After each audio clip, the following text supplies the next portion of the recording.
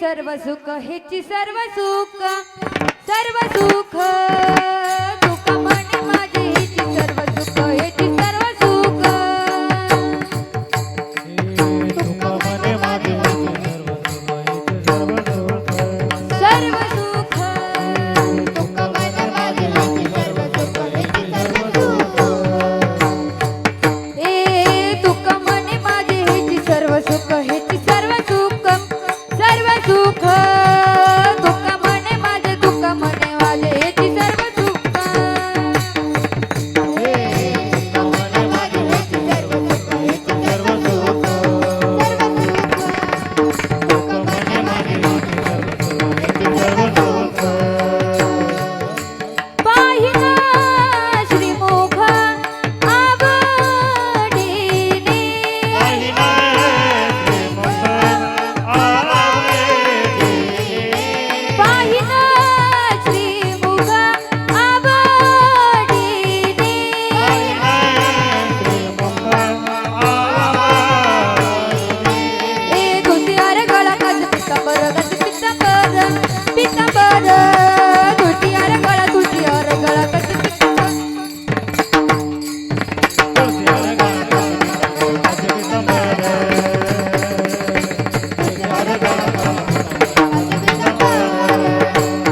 आवडीने रंतर हेची द्या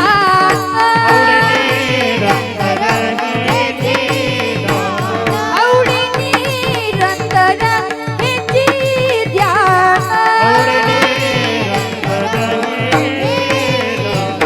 ए धुतियार गळा गज पितांबर पितांबर धुतियार गळा गज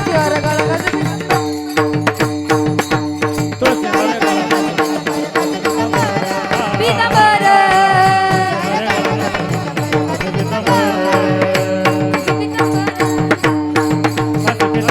ठोकार कुमाई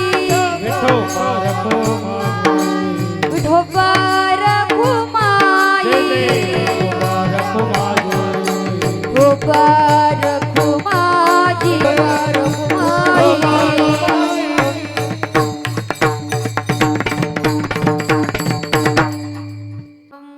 कृष्ण हरी कृष्ण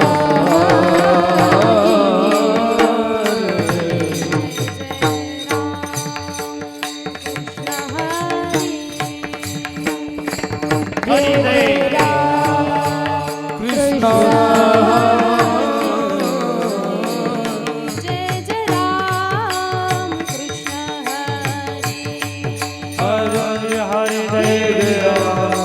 कृष्ण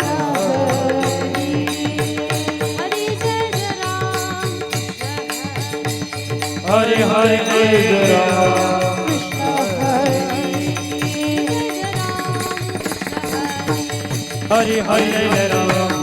हरि जय जय राम हरे जय जय राम हरि जय जय राम हरे जय जय राम हरि जय जय राम हरे जय जय राम हरि जय जय राम हरे जय जय राम जय जय राम हरे जय जय राम जय जय राम हरे जय जय राम जय जय राम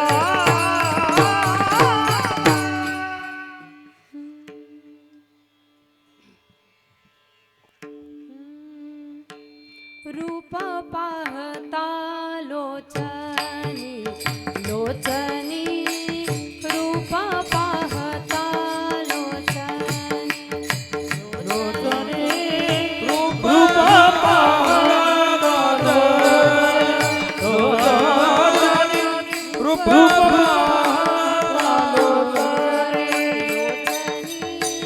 रूप पाहता लोचनी लोचनी रूप पाहता लोचनी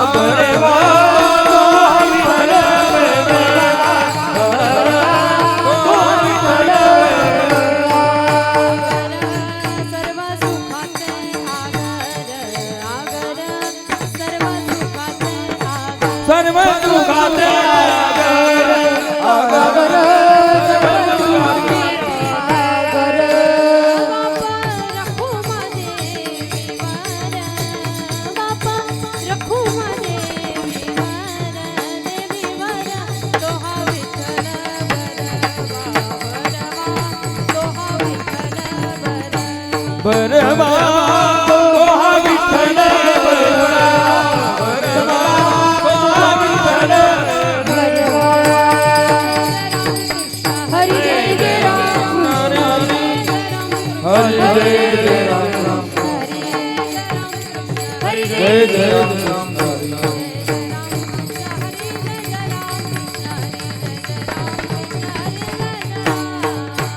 जय जय राम कृष्ण हरे जय जय राम कृष्ण हरे राम कृष्ण हरे जय जय राम जय जय राम जय जय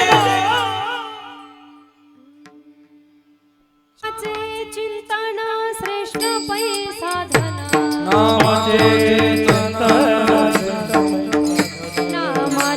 चिंतन श्रेष्ठ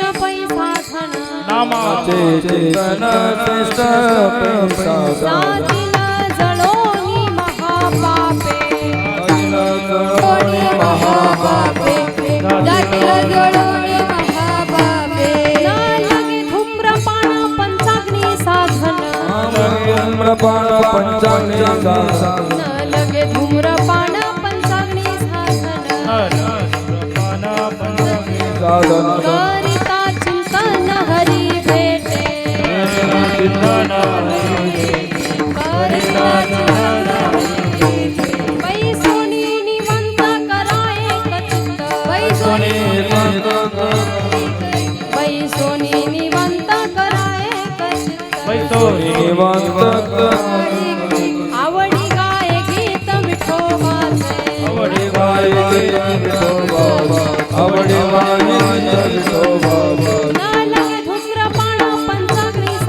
न लगे धूम्रपान पंचाग्नि साधन न लगे धूम्रपान पंचाग्नि साधन साधन हरि भेटे करिता चिंतन हरि भेटे सेना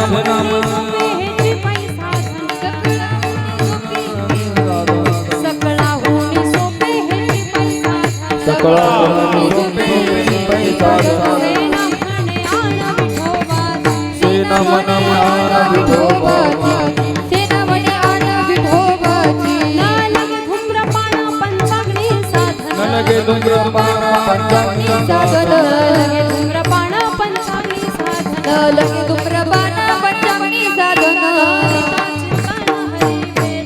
हरिता चिंतन हरी भेटे करिता चिंतन हरी भेटे हरि जय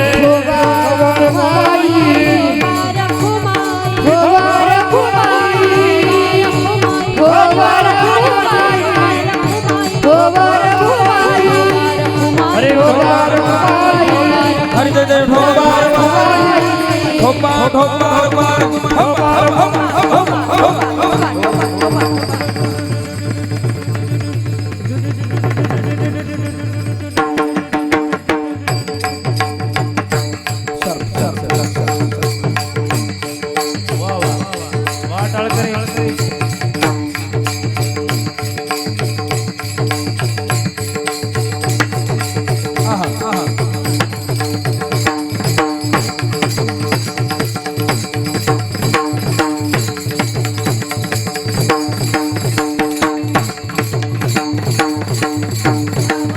टाळी वाजवा सर्वांनी टाळी वाजवा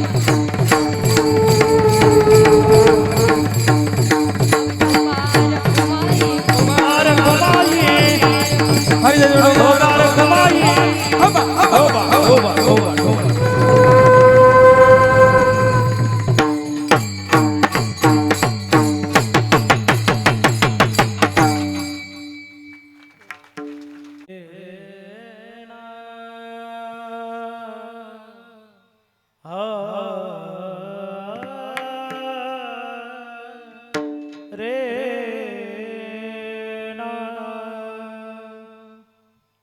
नामाचे चिंतन श्रेष्ठ साधन नामाचे चिंतन श्रेष्ठ साधन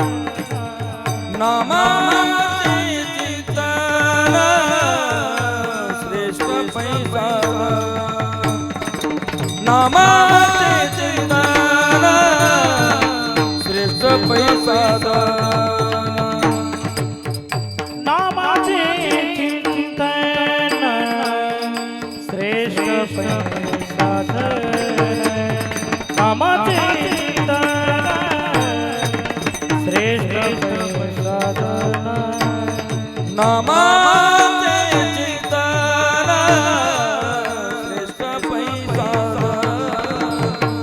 नामाचे चिंतन श्रेष्ठ पैसा जातीला जळानी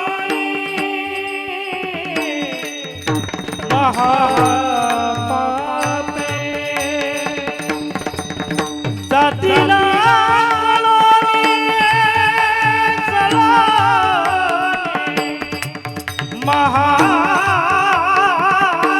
महापापे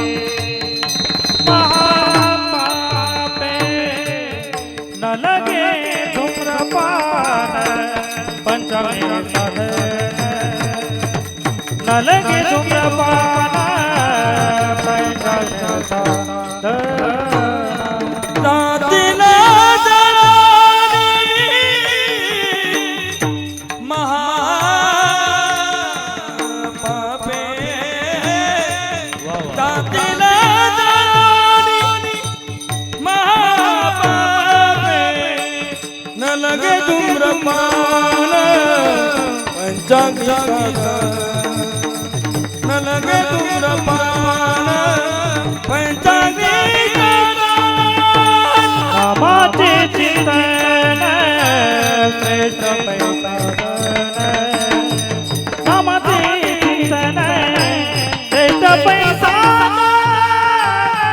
नामाचे चिंतन प्रगट पैसा नामाचे चिंतन प्रगट पैसा धन जातीला जळोनी महापापे हे महापापे जातीला जातीला जातीला जळोनी महापापे हे जातीला हे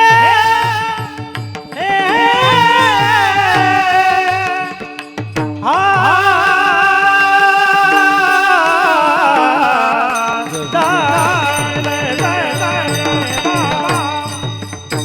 जातीला जळानी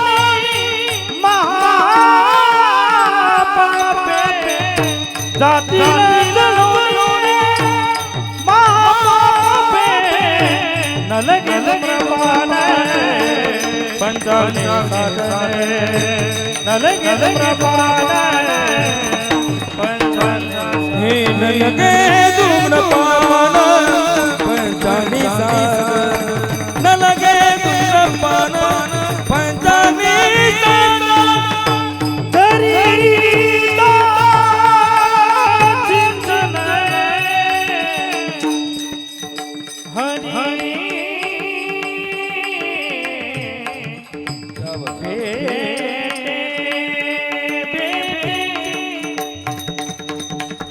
हा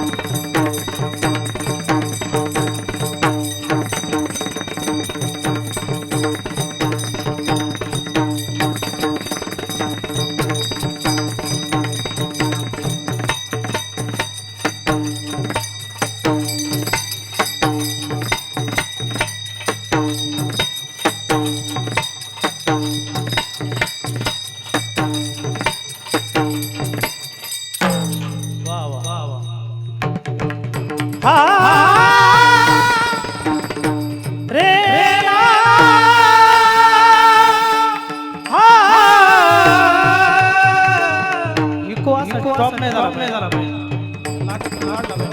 रे रे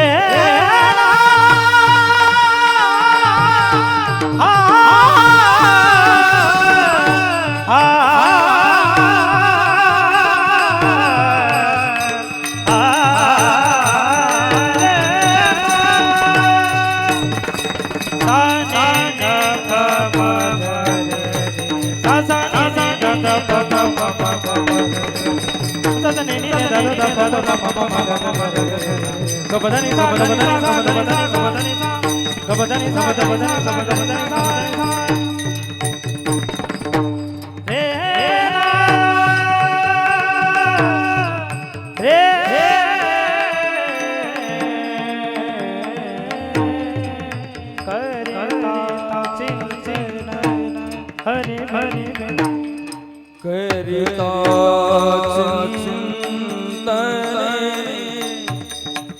हरि बे हरि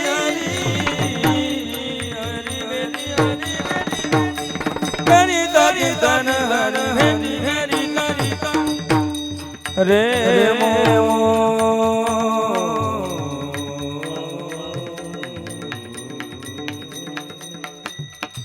हरि बे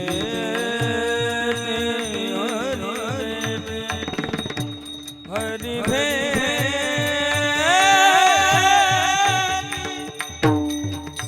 हरि हरि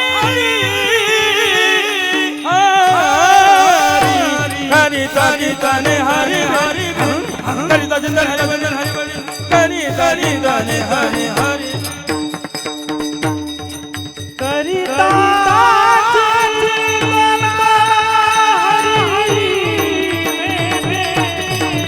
करिता हरि हरि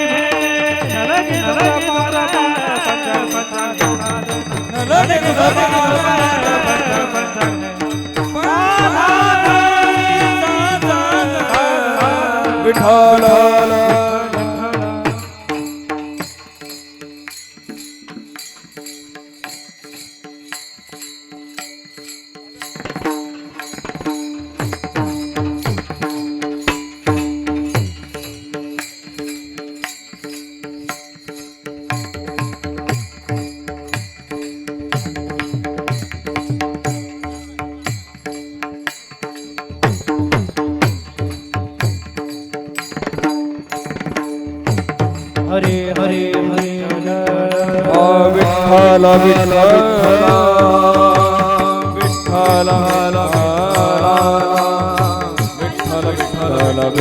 हरे हरे हरे विठ्ठल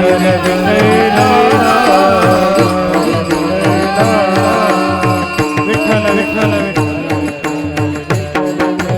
विठ्ठल विठ्ठल विठ्ठल विठ्ठल हरे विठ्ठल विठ्ठल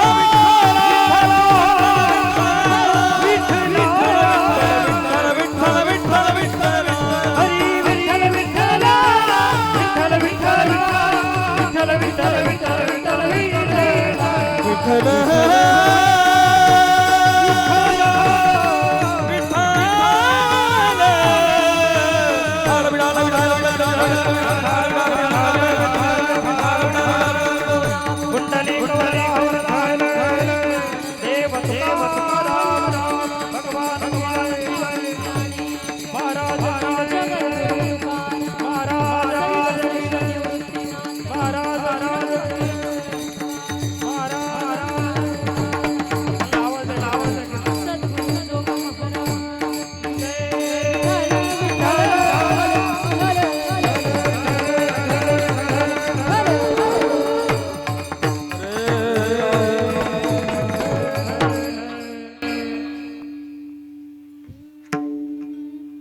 नामाचे चिंतन श्रेष्ठ पैसाधन जातील जळोनी महापापे न लगे धूम्रपान पंचाग्नी साधन करिता चिंतन हरी भेटे बैसोनी निवांत करा एक चित्त, बैसोनी निवांत करा एक चित्त, आवडी गाये गीत विठोबाचे, सकळाहुनी सोपे हेची पैसा धन, सेना म्हणे आण विठोबाची, न लगे धूम्रपान पंचाग्नी साधन, करिता चिंतन हरी भेटे विठ्ठल विठ्ठल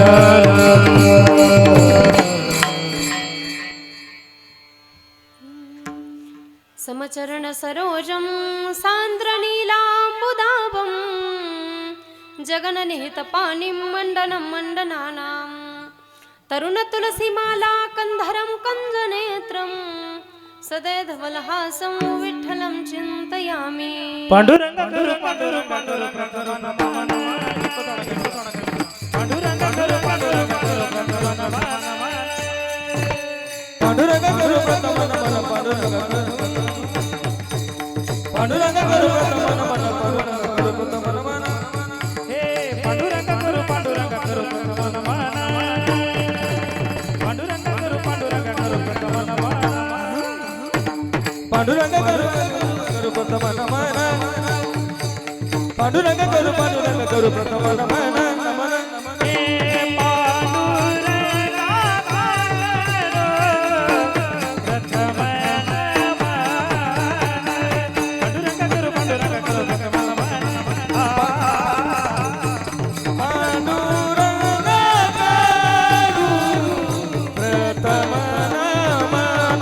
पांडुरंग गुरु प्रथम नमः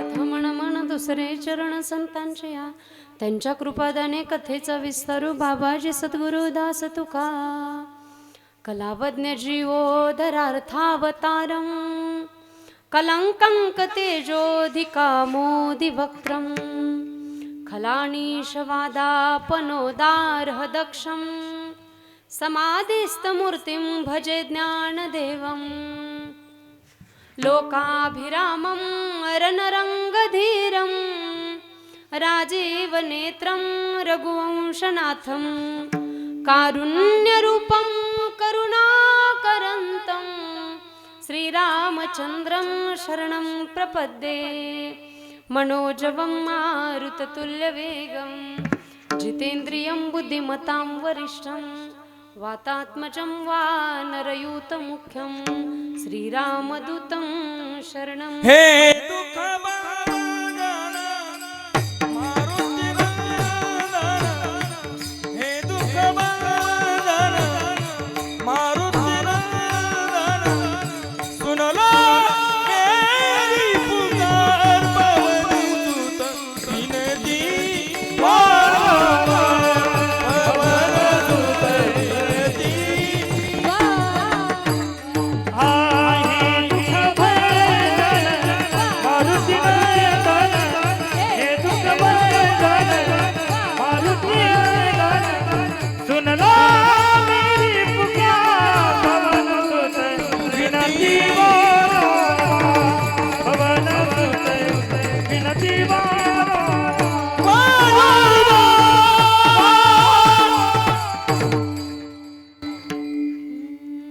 यदक्षरमणाखेयम् आनन्दमजमव्ययं, श्रीमन्निवृत्तिनाथेति ख्यातं दैवतमाश्रये, निवृत्तिनाथाचे चरणी, निवृत्तिनाथाचे चरणी, निवृत्तिनाथाचे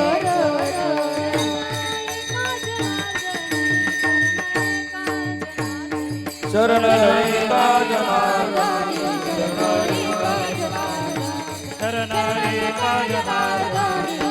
निवृत्तिनाथाचे चरणी, निवृत्तिनाथाचे चरणी शरण हे काय जनार्दन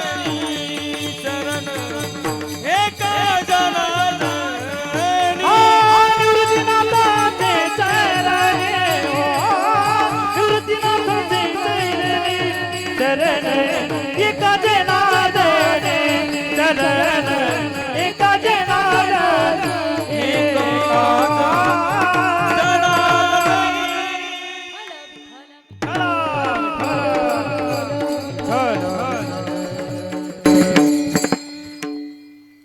नामाचे चिंतन श्रेष्ठ पैसा धन जातील जळोनी महापापे.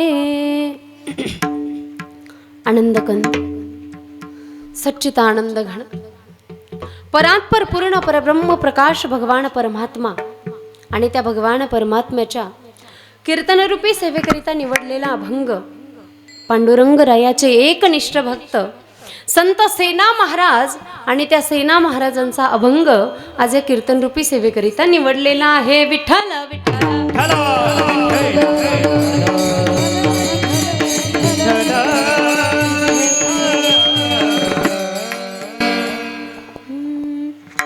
अभंग सेना महाराजांचा आहे. प्रसंग अखंड हरिनाम सप्ताहाचा आहे. त्या निमित्ताने ही कीर्तनरूपी सेवा पहिल्याच दिवसाची कीर्तनरूपी सेवा माझ्याकडे आली. या कीर्तनरूपी सेवेसाठी निवडलेला अभंग संत सेना महाराजांचा आहे. अभंग नामपर प्रकरणातील आहे. अभंग नामाची महती सांगणारा आहे, नामाचा महिमा सांगणारा आहे. कारण सप्ताहाच्या पहिल्या दिवशी नामपर अभंग असावा, सप्ताहाच्या पहिल्या दिवशी नामपर प्रकरणातील अभंग असावा. म्हणून आजच्या कीर्तनरूपी सेवेकरिता निवडलेला अभंग संत सेना महाराजांचा आणि नामाची महती सांगणारा अभंग आज कीर्तनरूपी सेवेकरिता निवडलेला आहे. विठ्ठल विठ्ठल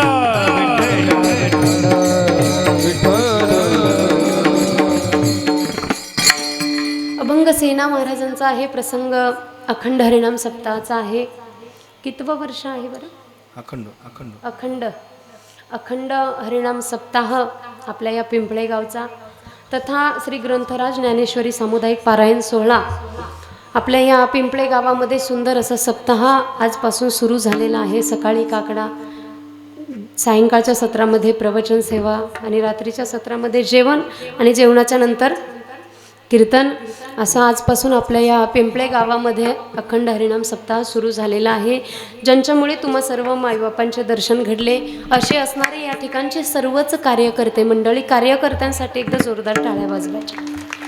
फार सुंदर नियोजन आहे त्यांचं. बऱ्याच ठिकाणी गेलं की कोण कुठे असतं तर कोण कुठे असतं, परंतु या ठिकाणी सर्व नियोजन सुंदर आहे. माझ्यावरती अगदी मी लहान होते तेव्हापासून माझ्यावरती मुलीप्रमाणे प्रेम करायचे आणि आताही करत आहे असे माझ्या पित्यासमान असणारे आमचे नवनाथजी महाराज गडाख, त्यांच्यामुळेच तुम्हा सर्व माईबापांचे दर्शन घडले. त्याचप्रमाणे गाण्याची साथ करणारे काय नाव महाराजांचं, सागर महाराज, उत्कृष्ट गायन आहे, त्यांच्यासाठी एकदा जोरदार टाळ्या वाजवायच्या. त्याचप्रमाणे मृदंगाची साथ करणारे महेश महाराज जंजाळ, त्यांच्यासाठी सुद्धा जोरदार टाळ्या वाजवायच्या. त्याचप्रमाणे या ठिकाणी उपस्थित सर्वच टाळकरी, बाल टाळकरी, कन्या सर्वच त्यांच्यासाठी एकदा जोरदार टाळ्या वाजवायच्या. आपल्या कॉलेजच्या मुली, आता प्रत्येकाच्या घरात मुली आहे ना, माता मौलय आहे ना, प्रत्येकाच्या घरात मुली आहे का? पुरुष मंडळ आपल्या घरात मुली आहे का? नाती असतील, मुली असतील, त्यांच्या हातामध्ये एवढा 20-25 हजाराचा मोबाईल असेल का? आहे का नाही? जे इथं नाही म्हणाल आजचं पाकिट त्याला कोण आहे बरं इथं?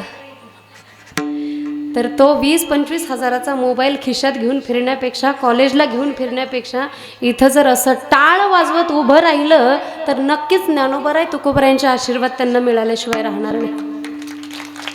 परंतु आज इथं टाळ घेऊन उभं राहायचं म्हटलं की लाजा वाटतात आपल्या मुलींना, परंतु ते संस्कार घडले पाहिजे. या ठिकाणी सर्व या टाळकरी कन्यांसाठी जोरदार टाळ्या वाजवायच्या. त्याचप्रमाणे साऊंड सिस्टीमही सुंदर आहे. पहिल्या दिवसाच्या मानाने खूप सुंदर नियोजन आहे. त्याचप्रमाणे विण्यावाले बाबा, चोकदार बाबा, आजची ज्यांची सकाळची संत पंगत होती अशी झिरपे वस्ती आणि सायंकाळचे संत पंगत ज्यांचे आहे अशी कोटकर वस्ती, कीर्तन सेवादान ज्यांचं आहे श्री सुभाष लक्ष्मण चकोर, श्री बाळासाहेब मनोहर ढोणे, सर्वांचे मनापासून आभार मानते. या ठिकाणी भगवंत कीर्तन तेही दादा या ठिकाणी उपस्थित आहेत. उपस्थित सर्वच माता मौलया, सर्वच पितृवर्ग, सर्वांच्या चरणी नतमस्तक होते आणि सेवेला प्रारंभ करते. विठ्ठल विठ्ठल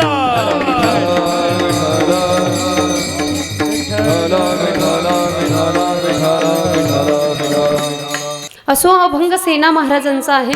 बघा, सप्ताहाच्या पहिल्या दिवशी नामपर अभंग असावा, नामपर प्रकरणातील अभंग असावा. सप्ताहाच्या दुसऱ्या दिवशी संतपर प्रकरणातील अभंग असावा. काल्याच्या आदल्या दिवशी म्हणजे जागराच्या दिवशी मागणीपर अभंग असावा. आणि शेवटच्या दिवशी म्हणजे काल्याच्या दिवशी भगवान श्रीकृष्णाचं चरित्राचं वर्णन करणारा अभंग असावा. विठ्ठल विठ्ठल.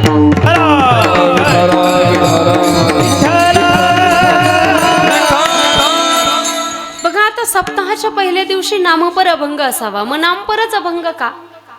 नामपरच अभंग का? तर हाती घेतलेलं कार्य हे निर्विघ्नपणे पार पडावं यासाठी नाम असावं. म्हणजे आजपासून आपण जो काही अखंड हरिनाम सप्ताह सुरू केलेला आहे, हा जो काही 8 दिवस पुढे होणार आहे, हा एकदम निर्विघ्नपणे पार पडावा यासाठी नाम असावं. कारण नाम जर घेतलं तर सर्व विघ्ने दूर पळून जातात. जिकडे वाटा सापडेल तिकडे ते पळून जातात. तुकोबाराय सांगतात, नामाच्या चिंतने 12 वाटा पळती विघ्ने. म्हणजे भगवंताचं नाम जर घेतलं तर जेवढे काही विघ्न आहे ते सर्व विघ्ने दूर पळून जातात. म्हणून आजपासून सुरू झालेला आपला अखंड हरिनाम सप्ताह हा अगदी निर्विघ्नपणे पार पडावा यासाठी अभंग सेना महाराजांचा आहे. अभंग नामपर प्रकरणातील आहे आणि अभंग नामाची महती सांगणारा आहे. विठ्ठल विठ्ठल. विठ्ठल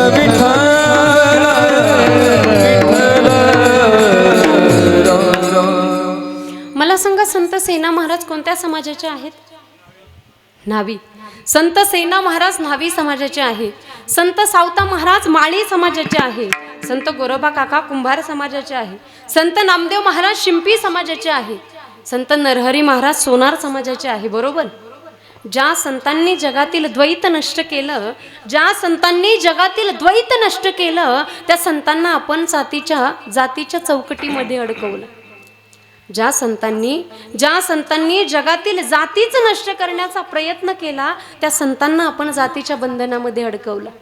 मला सांगा, पाण्याला जात आहे का? आपल्याकडे मौन नसतं ना कीर्तनामध्ये, की असतं नाही? ते भागाभागामध्ये प्रथा असते ना. काही ठिकाणी लोक फार टाळ्या वाजवतात, त्यांचे चेहरे असे हसरे असतात. तसं आपल्याकडे असं काही नाही ना, मौन नसतं ना कीर्तनामध्ये. मग सर्वांनी बोलत जा आणि विठ्ठल विठ्ठल भजन झालं की मग टाळ्या वाजवत जा. कारण तुम्हाला दुसरं काहीही काम नाही. का आहे काही काम? का टाळ वाजवायचं आहे, का गायन करायचं आहे, का पखवाज वाजवायचं आहे, का काय कीर्तन करायचं आहे का? काही बचत गट आहे का? काही काम? काहीच नाही. मग बसल्या बसल्या विठ्ठल विठ्ठल भजन झालं की फक्त हाताने टाळी वाजवायची. विठ्ठल विठ्ठल.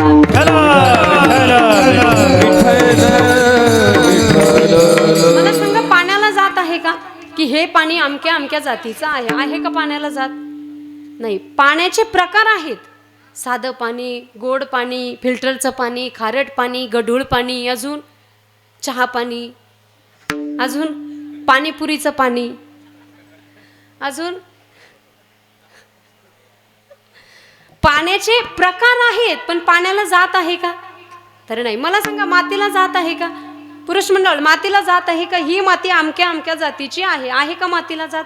मातीचे सुद्धा प्रकार आहेत. लाल माती, काळी माती, तांबडी माती, पांढरी माती, चिनी माती, अजून भाजकी माती. मातीचे सुद्धा प्रकार आहेत. पण मातीला जात आहे का? तर नाही. बघा, पाण्याला जात नाही, पाणी सर्वांसाठी आहे. पाण्याला जात नाही, पाणी सर्वांसाठी आहे. मातीला जात नाही, माती सर्वांसाठी आहे. या हवेला जात नाही, हवा सर्वांसाठी आहे. अग्नीला जात नाही, अग्नी सर्वांसाठी आहे. त्याचप्रमाणे संतांना जात नाही, संत हे आपणा सर्वांसाठी आहे. संत हे आपल्या सर्वांसाठी आहे आणि संत हे व्यापक आहेत. संत हे व्यापक आहेत म्हणून संत महान आहे. मग आता संत महान का आहे? संत महान का आहे? तर संतांजवळ महापापे नाही. मग संतांजवळ महापाप का नाही? संतांजवळ महापापे का नाही? तर संतांजवळ महापापे नाही कारण भगवंताच्या नामाचं चिंतन, भगवंताच्या नामाचं नामस्मरण हे संतांजवळ आहे आणि त्याने महापापे जळतात, असं सेना महाराज सांगतात अभंगाच्या प्रथम चरणात. नाम कीर्तन श्रेष्ठ पैसाद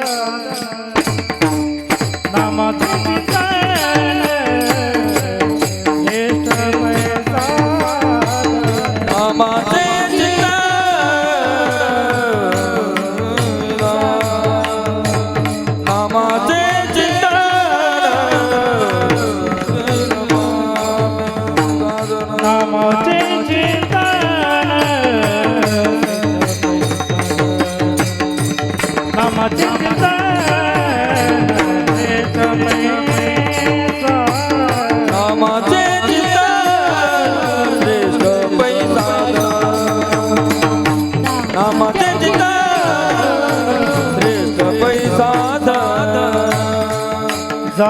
जातील जळोनी महापापे जातील जळोनी महापापे न लगे धूम्रपान पंचाने साधने न लगे धूम्रपान पंचाने साधने जळतील जळोनी महापापे जळतील जळोनी महापापे न लगे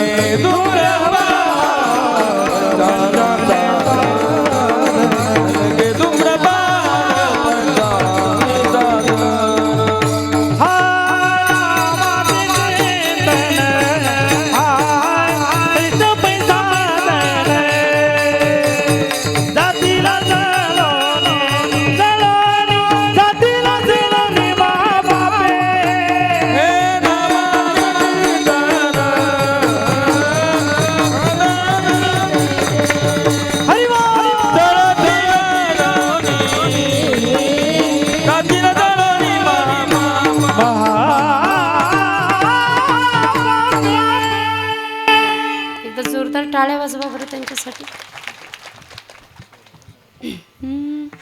नामाचे चिंतन श्रेष्ठ पै साधन जातील जळोनी महापापी. बघा सेना महाराज सांगतात की भगवंताचं नाम नामस्मरण हे एक साधन आहे. हे एक साधन आहे आणि ते साधन महापापांना जाळते एवढी ताकद या नामामध्ये आहे. एवढी ताकद या नामामध्ये आहे. किती ताकद आहे नामामध्ये? किती ताकद आहे बरं नामामध्ये? नामेची तरले जडजीव उद्धरिले कलियुगी. म्हणजे कलियुगातील जडजीवांचा उद्धार करण्याची ताकद भगवंताच्या नामामध्ये. किती ताकद आहे भगवंताच्या नामामध्ये? नाम संकीर्तन साधना मैसोपे जळतील पापे जळतील पापे जागरिते हे नाम संकीर्तन साधना मैसोपे जळतील पापे जळतील पापे जन्मांतरी नामसंकीर्तन साधन पै सोपे जळतील पापे जन्मांतरीची जन्मोजन्मीची पाप नष्ट करण्याची ताकद या भगवंताच्या नामामध्ये. किती ताकद आहे भगवंताच्या नामामध्ये? नाम तुझे नारायणा फोडी पाषाणाला पाषाणाला म्हणजे दगडाला पाना फोडण्याची ताकद भगवंताच्या नामामध्ये. नाम चांगले चांगले माझे कंठी राव भले कपिकुळ उद्धरिले मुक्त केले राक्षसा. कपिकुळाचा उद्धार करून राक्षसांना मुक्त करण्याची ताकद भगवंताच्या नामामध्ये. आणि ते भगवंताचं नाव अमृतापेक्षा गोड आहे. ते भगवंताचं नाव अमृतापेक्षा गोड आहे. अमृताभुनी गोड अमृताभुनी गोड नाम तुझे देवा नाम तुझे देवा.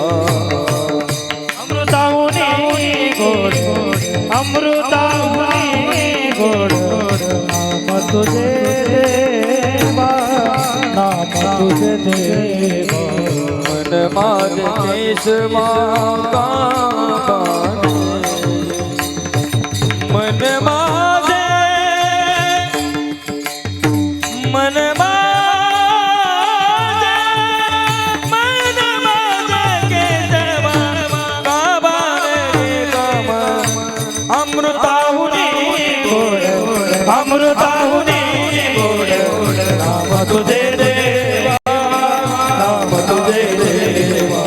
अमृताहुनी गोड अमृताहुनी गोड नाम तुझे देवा तुझे देवा नाम तुझे तुझे देवा.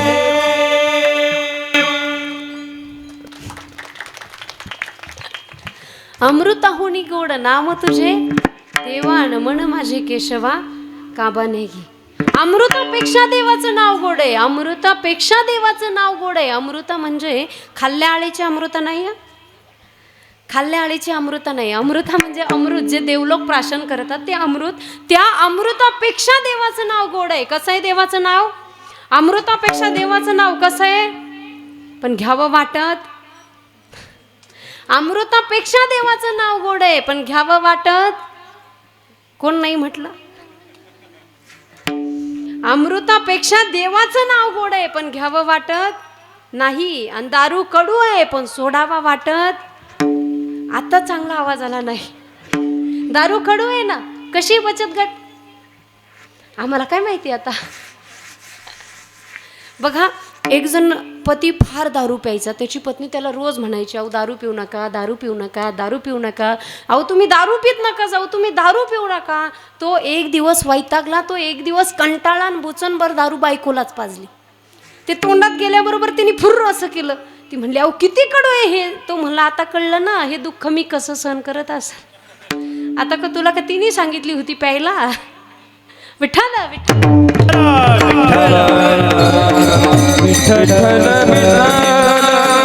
दारू कडू आहे पण सोडावा वाटत.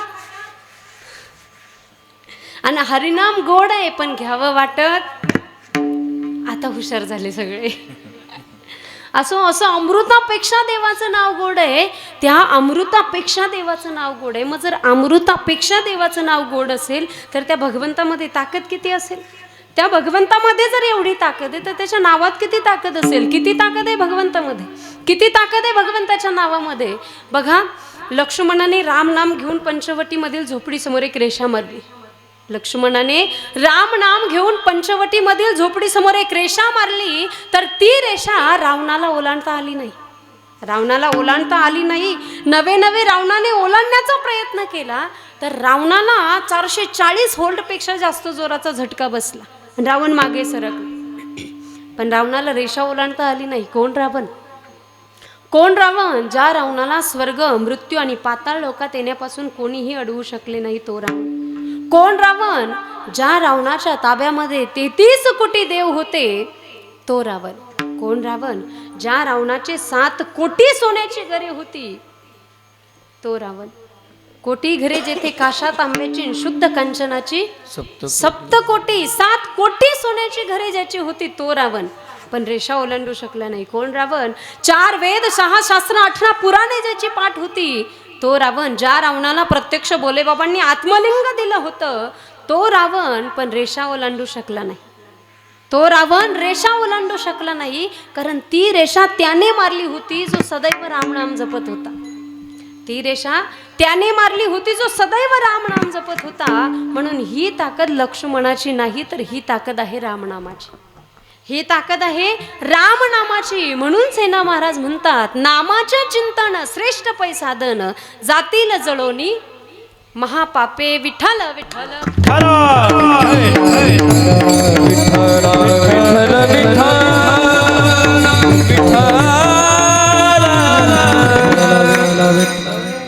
बघा प्रत्येक गोष्टीमध्ये ताकद असते. प्रत्येक गोष्टीमध्ये ताकद असते. काही काही माणसांच्या बायकोमध्ये सुद्धा फार ताकद असते. फार ताकद असते. पत्नीने असं डोळे मोठे करून जरी पाहिलं तरी पती जागीच शांत होतो. बरोबर आहे का नाही. खरं आहे का नाही. खरं बोलायचं. कीर्तनात खोटं बोलायचं नाही. खरं आहे की नाही. बाबा खरंच हा म्हणताय. असंच एक जण पत्नीला फार घाबरायचा. तो असा मित्रांमध्ये बसला. 4-5 मित्रांमध्ये बसला. इकडून पतीने असा बोटाचा इशारा केला. तो बिचारा मित्रांमधून उठला आणि तिच्या जवळ आला. तो म्हणाला काय ग काय म्हणते. ती म्हणली अहो काही नाही या बोटात किती ताकद आहे ती चेक करत होते. त्याला राग आला. मग त्याने हे बायकोला मारायला सुरुवात केली. इतकं मारलं इतकं मारलं इतकं मारलं काठीनीच मारायला लागला. काठीने मारायला लागला. ती म्हणाली अहो असं काय करताय. अहो असं काय करताय. मी काय केलं असं काय करताय. तो म्हणाला काही नाही या काठीत किती ताकद आहे ती चेक करतोय. परत हिने हिच्या आयुष्यामध्ये परत कधी बोटाची ताकद चेक केली नाही. कारण हिच्या लक्षात आलं बोटाची ताकद चेक केली की काठीची ताकद चेक होते आणि कंबरड मोडतंय. विठ्ठल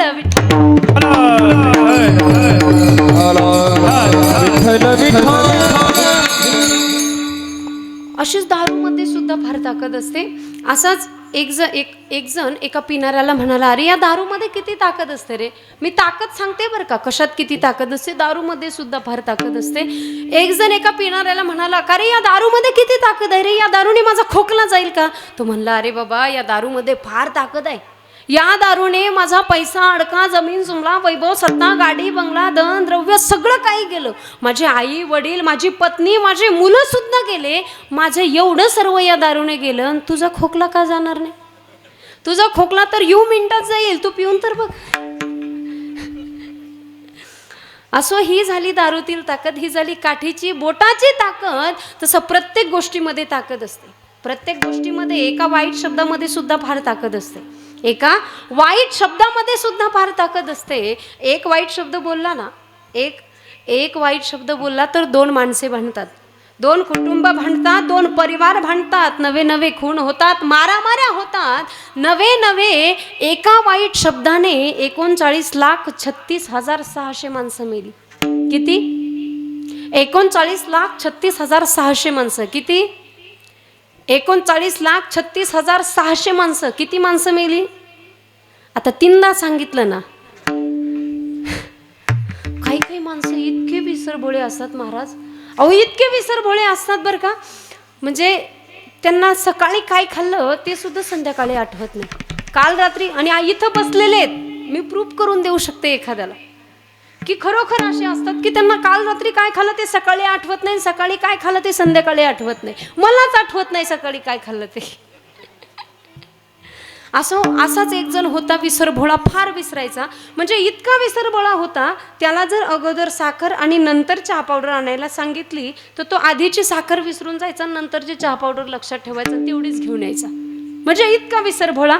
तो विसरभोळा एक दिवस गेला त्याच्या सासूरवाडीला. आता सासूरवाडीला जावई आलं म्हटल्यावर सासूबाईंना काय आता आनंदीच आनंद झालेला असतो. आलाय आता धोंड्याचा महिना परत या वर्षी, अतिशय आनंद झाला. मग सासूबाईने जावई बापू आले म्हणून असे धिरडे गुळवणी बनवलं. धिरडे गुळवणी माहिती आहे का? बचत गट धिरडे गुळवणी माहिती आहे का? असं पिठाचं धिरडं असतं आणि गुळाचं गुळवणी असतं, बरोबर. ती धिरडं गुळवणी बनवलं, जावयाला जेव घातलं. जावई बापांनी फार धिरडं गुळवणी खाल्लं, फार धिरडं गुळवणी खाल्लं. मग निघताना तो म्हणाला, अहो सासूबाई तुम्ही फारच सुंदर बनवलं, या पदार्थाला काय म्हणतात, याला काय म्हणतात बरं? सासूबाईने सांगितलं, अहो जावई बापू याला धिरडं गुळवणी म्हणतात. अच्छा धिरडं गुळवणी, त्याला माहिती आपल्याला किती विसरण्याचा आजार आहे. मग तो म्हणायला लागला, धिरडं गुळवणी, धिरडं गुळवणी, धिरडं गुळवणी, धिरडं, असं म्हणायलाच लागला. विसरून गेलं तर काय करायचं. मग असं चप्पल बिप्पल घातली, निघाला. मग सासूबाईने सांगितलं, तो म्हणतच होता धिरडं गुळवणी, धिरडं गुळवणी, धिरडं गुळवणी. सासूबाईने सांगितलं, जावई बापू पोचल्यावर फोन बिन करा. हा हो हो हो हो म्हणला, धिरडं गुळवणी विसरून गेला. परत विचारलं, सासूबाई काय म्हणतात बरं त्याला, तुम्ही आता बनवलं होतं? अहो जावई बापू त्याला धिरडं गुळवणी म्हणता. बरं. मग धिरडं गुळवणी चालला रस्त्याने, धिरडं गुळवणी म्हणत चालता रस्त्यामध्ये एक मोठा खड्डा आला. खड्ड्यावरून उडी मारताना आपण काय म्हणतो, खड्ड्यावरून उडी मारताना त्याच्या तोंडातून निघालं हुईया. काय निघालं?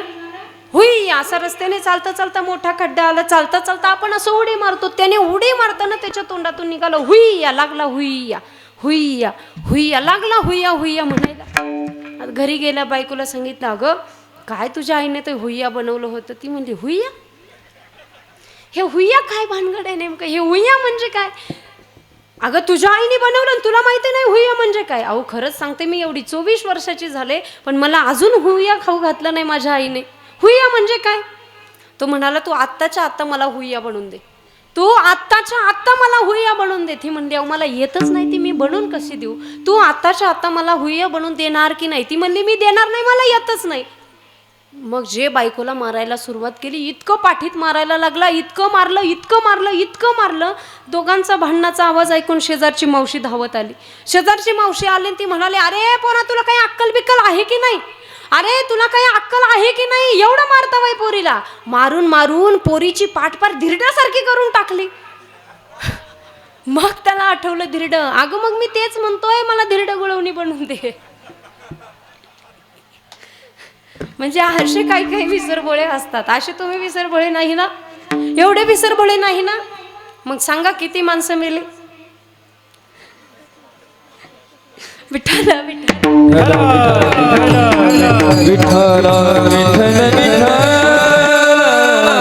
युद्धामध्ये 39,36,600 माणसं मेली. किती शब्दाने? किती वाईट शब्दाने? फक्त एका शब्दाने, फक्त एका वाईट शब्दाने. कोणता तो ऐका. द्रौपदीने एक शब्द वापरला, द्रौपदीने एक शब्द वापरला की अंधे के पुत्र अंधे ही होते हे.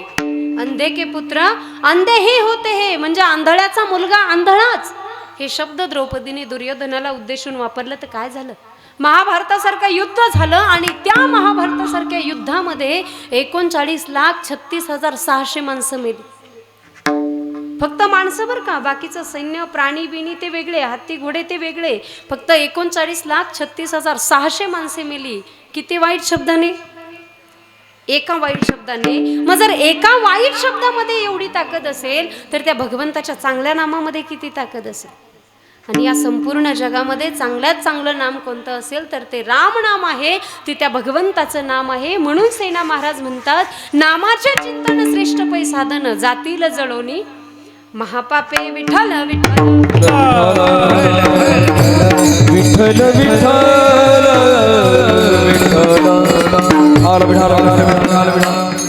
बघा भगवंताच्या नामामध्ये किती ताकद आहे.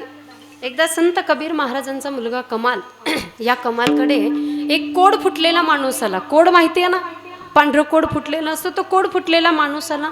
कबीरजी बाहेर गेलेले होते. कमालने विचार केला, अरे या रामनामामध्ये फार ताकद आहे असं म्हणतात, या रामनामामध्ये फार ताकद आहे असं म्हणतात, चला या एका रामनामाचा वापर करून या रोगाचं कोड तरी बरं करू. असा विचार केला. एका रामनामाचा वापर करून त्या रोगाचं पांढरं कोड बरं केलं. कबीरजी आले. कमालला वाटलं आता वडील येतील, मला शाबासकी देतील, मी एका रोगाचा रोग बरा केलाय, एका रोगाचा पांढरं कोड बरं केलंय, मला शाबासकी देतील, खुश होतील. परंतु झालं उलटच. कबीरजी आले आणि त्यांना घडलेला प्रकार समजला. कबीरजी नाराज झाले. कबीरजी नाराज झाले आणि म्हणाले, अरे कमाल, या राम नामाची किंमत एवढी कमी नाहीये. या राम नामाची किंमत एवढी कमी नाही, एवढी छोटी नाहीये. या राम नामाची किंमत कळवून घेण्यासाठी तू तुलसीदासांकडे जा. कमाल तुलसीदासांकडे गेला. तुलसीदासांना घडलेला प्रकार सांगितला. तुलसीदासांनी तुळशीचं एक पान तोडलं. तुळशीचं एक पान तोडलं. त्या तुळशीच्या पानावरती राम नाव लिहिलं आणि ते पान एका पाण्याच्या तांब्यामध्ये टाकलं. एका प्यायच्या पाण्याच्या तांब्यामध्ये टाकलं तर त्या तांब्यातील पाण्याने 500 रोग्यांचे कोड बरे झाले. किती? 500 रोग्यांचे कोड बरे झाले. मग कमालने हेही कबीरजींना सांगितलं की बाबा एवढे एका रामनामामध्ये 500 रोग्यांचे कोड बरे करण्याची ताकद आहे. पुन्हा कबीरजी नाराज झाले आणि म्हणाले, अरे कमाल, या रामनामाची ताकद एवढी कमी नाहीये. या रामनामाची ताकद कळवून घेण्यासाठी तू सुरदासजींकडे जा. मग कमाल सुरदासजींकडे गेला. घडलेला प्रकार सुरदासजींना सांगितला. सुरदासजींनी रामनामातील फक्त र अक्षर, काय फक्त र अक्षर एका प्रेताच्या कानात म्हटल्याबरोबर ते प्रेत जिवंत झालं. एका मेलेल्या प्रेताच्या कानात म्हटल्याबरोबर ते प्रेत जिवंत झालं. ते प्रेत उठून बसलं. मग हेही कबीरजींना सांगितलं. हेही कमालने कबीरजींना सांगितलं की बाबा एका रामनामामध्ये रामनामातील फक्त र अक्षराने मेलेलं प्रेत जिवंत झालं. पुन्हा कबीरजी नाराज झाले आणि म्हणाले, अरे कमाल, ये राम नाम की महिमा इतनी छोटी नहीं है. ये राम नाम की महिमा इतनी छोटी नहीं है. कौन पापी को पुण्यात्मा बना देता है? कौन पापी को पुण्यात्मा बना देता है? तो राम नाम पापी को पुण्यात्मा बना देता है. राम नाम पुण्यात्मा को धर्मात्मा बना देता है. राम नाम धर्मात्मा को महात्मा बना देता है और राम नाम महात्मा को परमात्मा बना देता है. ही रामनामातील ताकद आहे. महाराज सांगतात, राम म्हणता रामाची होईजे, पदी बैसोनी पदवी घेईजे. विठ्ठल विठ्ठल विठ्ठल नाम तांगले माझे कळती राहूबले, कपी कुळे उतरिले मुक्त केले राधा.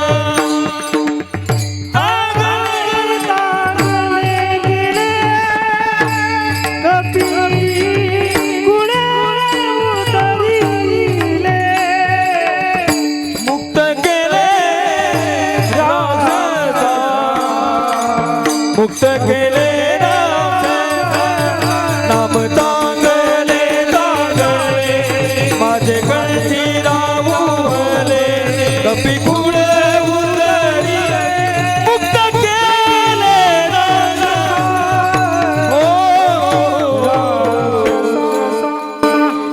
चांगले चांगले माझे कंठी राहो भले कपिकुळ उद्धरिले मुक्त केले राक्षसांच्या कुळाचा उद्धार करण्याची ताकद त्यांना मुक्त करण्याची ताकद भगवंताच्या नामामध्ये नामाचा प्रताप जाणविना कोणा समुद्री पाषाण तारी येले ही भगवंताच्या नावातील ताकद आहे जिद्द कर राम नाम लेत जगमाही सकल अमंगल मूल नसाई या संपूर्ण जगातील अमंगल नष्ट करण्याची ताकद या भगवंताच्या नामामध्ये आहे या भगवंताच्या नामामध्ये आहे जिद्द कर राम नाम लेत जगमाही सकल अमंगल मूल नसाई या संपूर्ण जगातील जेवढं काही अमंगल आहे ते अमंगल नष्ट करण्याची ताकद भगवंताच्या नामामध्ये आहे पतितम स्खलितो भग्न संदंश सप्त आहत हरी रित्ते वशे नाह पुमान नारहती यातनम म्हणजे बघा मनुष्य पाय घसरून पडताना जळताना साप चावताना पाप होताना जर विवश होऊन भगवंताचं नाव घेतलं तर त्याचा संसार सागरातून उद्धार होतो त्याचा संसार सागरातून उद्धार होतो ही भगवंताच्या नावाची ताकद आहे म्हणून सेना महाराज म्हणतात नामाचे चिंतन श्रेष्ठ पै साधन जातील जळोनी महापापी म्हणजे बघा महापाप जळून जाण्यासाठी संसार सागरातून उद्धार होण्यासाठी जीवन मंगलमय होण्यासाठी मोक्ष मिळवण्यासाठी योग याग पंचाग्नी साधन तप साधना हे सर्व करण्याची आवश्यकता नाही हे सर्व करण्याची आवश्यकता नाही फक्त त्या भगवंताच्या नामाचं चिंतन जरी आपण केलं तरी सुद्धा तो भगवान परमात्मा भेटतो असं सेना महाराज सांगतात अभंगाच्या दुसऱ्या लगे परावे पंचाकी जादो लगे प्रपादा पंचाकी जादो नलगे धूम्रपान पंचाकी साधन नलगे धूम्रपान पंचाकी साधन धूम्रपान पंचाकी जादो लगे धूम्रपान पंचाकी जादो नलगे धूम्रपान पंचाकी साधन नलगे धूम्रपान पंचाकी साधन परिताजित हरि वे परिताजित हरि रे ग ग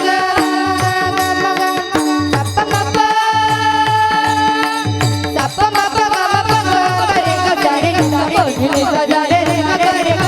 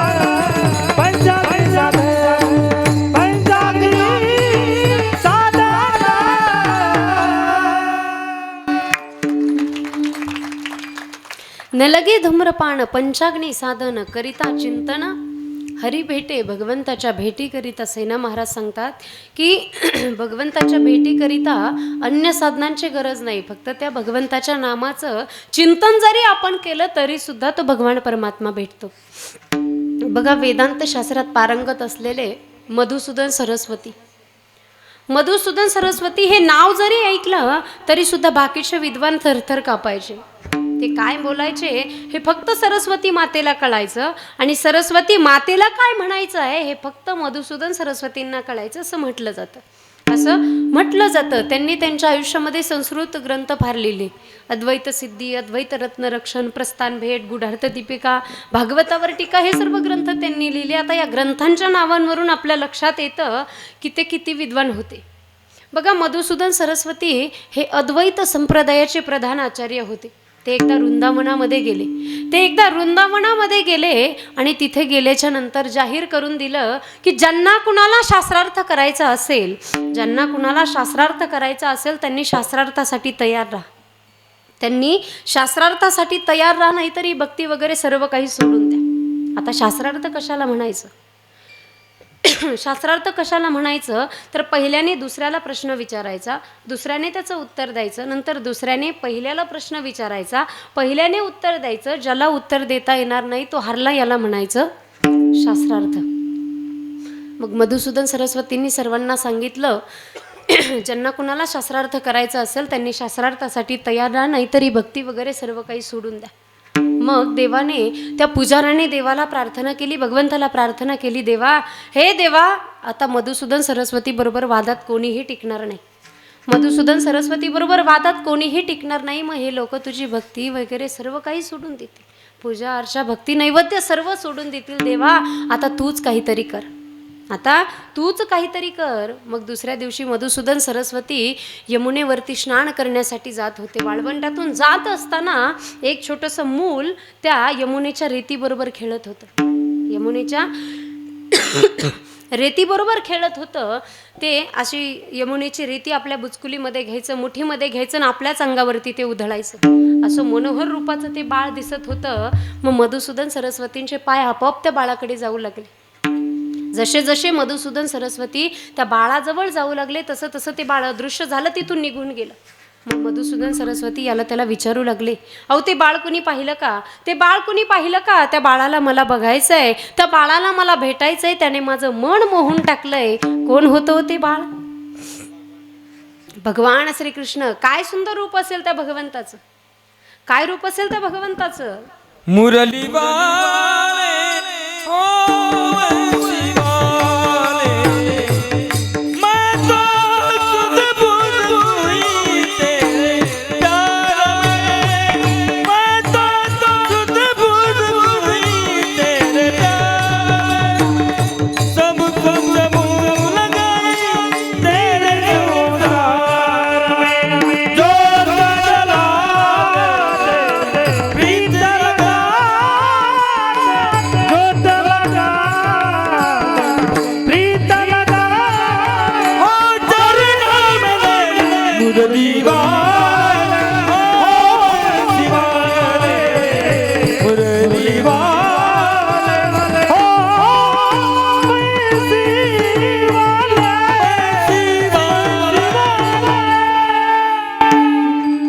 काय सुंदर रूप होतं त्या भगवंताचं.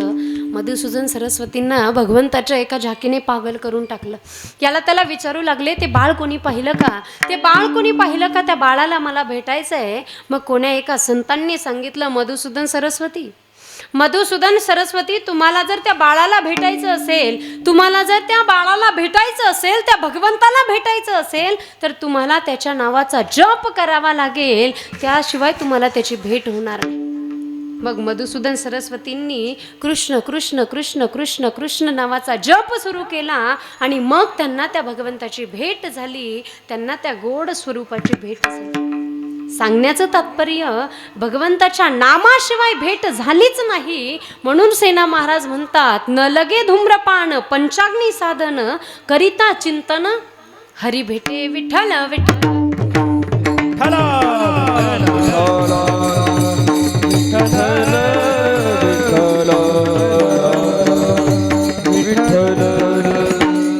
म्हणून त्या भगवंताच्या नामाचा जप आपण केला पाहिजे, त्या भगवंताचं वारंवार नाव आपण घेतलं पाहिजे, त्या भगवंताच्या नामाचं चिंतन आपण केलं पाहिजे. पण आपण भगवंताच्या नामाचं चिंतन नाही करत, आपण संसाराचं चिंतन करतो. आता संसार म्हणजे काय आणि परमार्थ म्हणजे काय? ज्याच्यामध्ये दुःख आहे त्याला संसार म्हणतात, ज्याच्यामध्ये सुख आहे त्याला परमार्थ म्हणतात. जिथे जातपात बघितली जाते त्याला संसार म्हणतात, जिथे जातपात बघितली जात नाही त्याला परमार्थ म्हणतात. जिथे माणूस कोणतीही काळजी न करता येतो त्याला परमार्थ म्हणतात. आणि जिथे माणसाच्या डोक्यामध्ये सतत काहीतरी टेन्शन असतं, काहीतरी काळजी असते, त्याला संसार प्रपंच म्हणतात. संसारामध्ये दुःख आहे, परमार्थामध्ये सुख आहे. म्हणून माणसाने परमार्थ केला पाहिजे. पण परमार्थ कधी केला पाहिजे?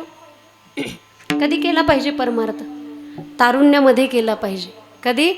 तारुण्यामध्ये केला पाहिजे. तरुणपणात परमार्थ केला पाहिजे. कारण माणसं म्हणतात म्हातारपणामध्ये परमार्थ करू. अख्खं म्हातारपण पडलंय परमार्थ करण्यासाठी. म्हातारपणात काय करायचं? पण म्हातारपणामध्ये परमार्थ करण्याच्या लायक असतो का हो आपण? सगळेच नाही, पण यांच्यापेक्षा काहीतरी खालच्या लेवलला जे गेलेले परमार्थ करण्याच्या मनस्थितीमध्ये असतो का? तर नाही. म्हातारपणाचं वर्णन एका सुभाषितकाराने फार सुंदर पद्धतीने केलंय बघा. द्रग द्रग नाही तेज देह जब डगमग पग पग मग मग अलग परम चग चग मुखदंत वचन जब फग फग जमा अनुचर लग भग चकरम अब तो भगवत भज चेत सुभग्नर जगभर विंगलती अचल प्रतरे झटपट म्हण चेत कपट तज खटपट काल झपट श्री झपट करे. कळलं का काही? नाही. तुम्हाला कळत नाही म्हणून तर आमचं बरं आहे ना. असं तर बघा या सुभाषितामध्ये सुभाषितकाराने या म्हातारपणाचं वर्णन केलेलं आहे. कसं बघा. द्रग द्रग नाही त्याचे देह जब डगमग, म्हणजे म्हातारं झाल्याच्या नंतर माणसाचा देह डगमग डगमग हालायला लागतो. मुखातील सर्व दात पडून जातात. चग चग मुखदंत वचन जब फग फग, मुखातील सर्व दात पडून जातात. नीट बोलता येत नाही. माणूस बोबडं बोबडं बोलतो. माणूस असा बोबडा बोबडा बोलायला लागतो. म्हणून हे सुभाषितकार सांगतात की आबतो भगवत भज, अब तो भगवत भज चेत सुभग्नर. आता तरी तुम्ही त्या देवाला भजा, नाही तर काल झपटशीर झपट करे. तो काळ कधी येऊन तुम्हाला घेऊन जाईल तुम्हाला सुद्धा कळणार नाही. तुम्हाला सुद्धा कळणार नाही. म्हणून माणसाने परमार्थ केला पाहिजे. आणि माणसाने परमार्थ हा तरुणपणामध्ये केला. जवळ सकळ चित्त आहे हात तालावया पाये, सकळ चित्त आहे हात तालावया पाये. मग तू फुले द्वैत पाय तीर्थयात्रे जाय चुकून मग तू आपल्या द्वैत पाय तीर्थयात्रे जाय चुकून. मग सकळ चित्त आहे हात तालावया पाये, मग तू फुले द्वैत पाय तीर्थयात्रे जाय चुकून. म्हणून जोपर्यंत आपले हात पाय आहे तोपर्यंत फिरून घ्यायचं. तोपर्यंत परमार्थ करायचा. एकदा घरात बसल्याच्या नंतर, म्हातारं झाल्याच्या नंतर हातपाय असून काही उपयोग होत नाही. डोळे कान नाक असून सुद्धा काही उपयोग होत नाही. म्हातारं झालं की मज नाही हातपाय डोळा पडली झापड. नाथबाबा सांगतात मज नाही हातपाय डोळा पडली झापड. कर्ण हे बधीर झाले वाचा बोले बोबड. नाक मुख गळू लागले लाळ आणि शेंबूड. श्वानापरी गती झाली अवघे करीती हाड हाड. म्हणजे आपल्याला हातपाय असून सुद्धा म्हातारपणामध्ये काही कामाचे नसतात.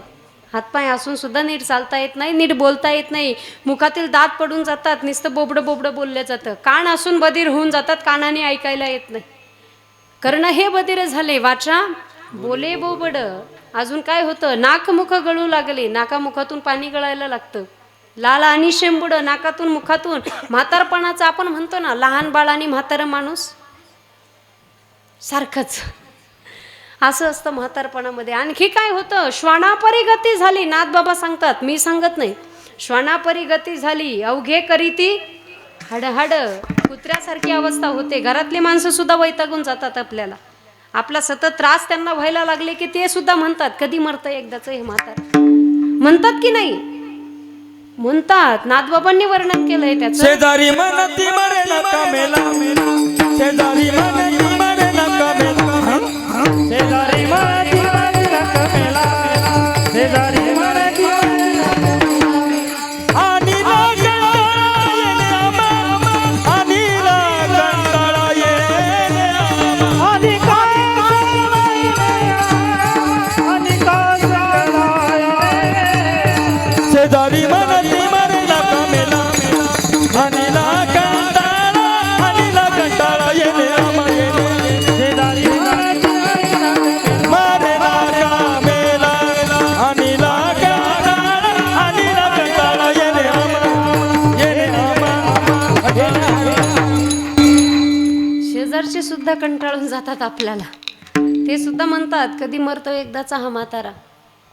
म्हणून जोपर्यंत आपल्याला हे शरीर आहे, जोपर्यंत तरुणपण आहे, जोपर्यंत तारुण्य आहे, तोपर्यंत भगवंताचं भजन आपण केलं पाहिजे. तरना भाग्यवंत नटे हरे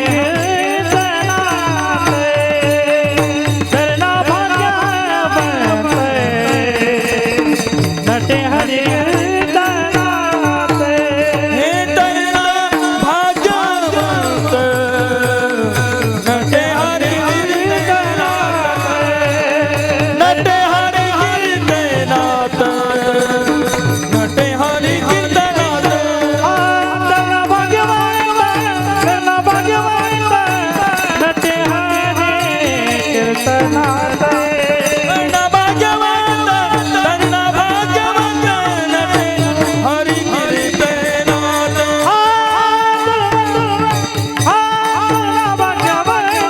नटे हरि कीर्तनात धरणा भाग्यवंत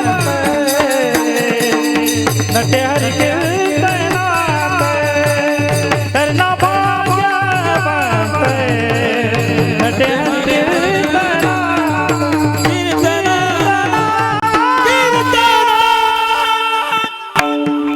तरुणा भाग्यवंत नटे हरी कीर्तनात. म्हणून तरुणांनी परमार्थ केला पाहिजे, तरुणपणामध्ये परमार्थ केला पाहिजे, तरुणपणामध्ये भगवंताचं भजन आपण केलं पाहिजे, मस्त जवानीमध्ये केलं पाहिजे.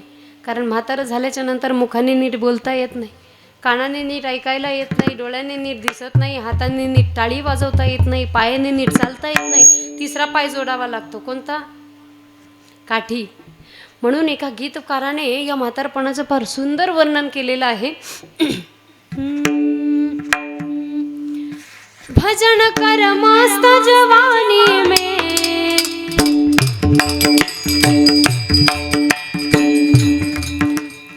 भजन कर मस्त जवानी में, बुढ़ापा किसने देखा है.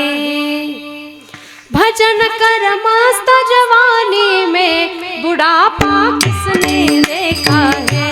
भजन कर मस्त जवानी में, बुढ़ापा किसने देखा है. भजन कर मस्त जवानी में बुढ़ापा भजन कर मस्त जवानी में बुढ़ापा किसने देखा है. आँख से अंधे हो जाओगे. टाळ हळू वाजवा, पखवाज हळू वाजवा. आँख से अंधे हो जाओगे, आँख से अंधे हो जाओगे, दरस तुम कर नहीं पाओगे, दरस तुम कर नहीं पाओगे. दरस कर तुम, दरस कर तुम, दरस कर मस्त जवानी में, बुढ़ापा किसने देखा है. भजन कर मस्त जवानी में, बुढ़ापा किसने देखा है. भजन कर मस्त जवानी में बुढ़ापा किसने देखा है. भजन कर मस्त जवानी में बुढ़ापा किसने देखा है. कान से बहरे हो जाओगे, कान से बहरे हो जाओगे, भजन तुम सुन नहीं पाओगे, भजन तुम सुन नहीं पाओगे. भजन सुन तुम, भजन सुन तुम, भजन सुन मस्त जवानी में, बुढ़ापा किसने देखा है. भजन कर मस्त जवानी में, बुढ़ापा किसने देखा है. भजन कर मस्त जवानी में बुढ़ापा किसने देखा है. भजन कर मस्त जवानी में बुढ़ापा किसने देखा है.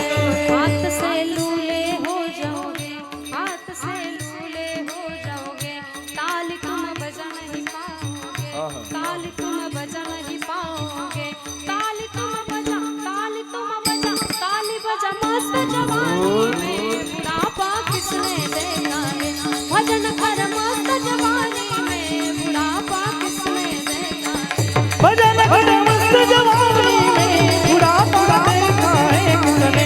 भजन कर मस्त जवानी में बुढ़ापा देखा है किसने. पैर से लंगड़े हो जाओगे, पैर से लंगड़े हो जाओगे, तीर्थ तुम कर नहीं पाओगे, तीर्थ तुम कर नहीं पाओगे.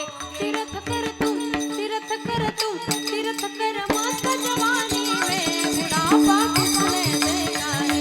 भजन कर मस्त जवानी में, बुढ़ापा किसने देखा है. भजन कर मस्त जवानी में बुढ़ापा किसने देखा है. भजन कर मस्त जवानी में बुढ़ापा देखा है किसने.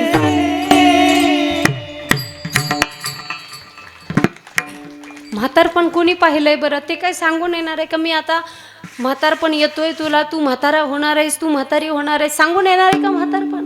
म्हणून म्हातारपण कधी येईल आपल्याला कळणार सुद्धा नाही. म्हणून भगवंताचं भजन केलं पाहिजे. बघा, जावं प्रत्येकाला लागणार आहे, जावं प्रत्येकाला लागणार आहे. किती मोठी मोठी माणसं गेली, किती मोठी मोठी. आया है सो जाएगा, राजा रंक फकीर, कोई सिंहासन चढ़ गया, कोई बांध गया जंजीर.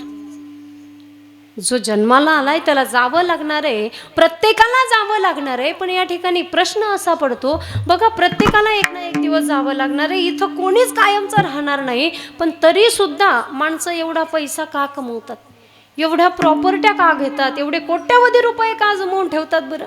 कशासाठी? ते बरोबर येणार आहे का? आजपर्यंत कोणी पाहिलं का? फार मग त्याच्याकडे कोट्यावधीची जमीन आहे, कोट्यावधी रुपये आहे, कोट्यावधीची गाडी आहे, मग तो जाताना सोबत घेऊन गेला, असं बांधून घेऊन गेला, असं पाहिलं का? पण नाही. पण तरी सुद्धा माणसं एवढं का कमवतात? का पैसा अडका जमीन जुमला वैभव सत्ता गाडी बंगला का कमवतात? तर त्याच्यामध्ये माणसाचाही दोष नाही. ही माया त्या भगवंताने निर्माण केलेली, ही माया सुद्धा त्या भगवंताने निर्माण केलेली आहे. आणि त्या मायेमुळे माणूस हे सर्व करत असतो. ती माया फार कठीण आहे. सूरदास प्रभू सांगतात,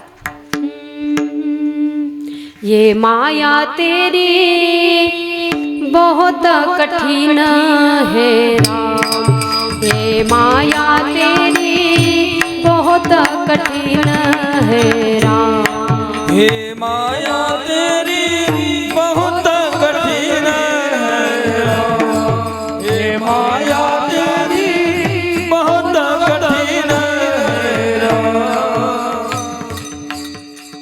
रक्त मांस हड्डी के ढेर पर मड़ा हुआ है चाँद, रक्त मांस हड्डी के ढेर पर मड़ा हुआ है चाँद, देखो उसी की सुंदरता हो जाती नींद हराम रे, माया तेरी बहुत कठिन है राम, ये माया तेरी बहुत कठिन है राम, हे माया तेरी बहुत कठिन है राम, हे माया तेरी बहुत कठिन है राम।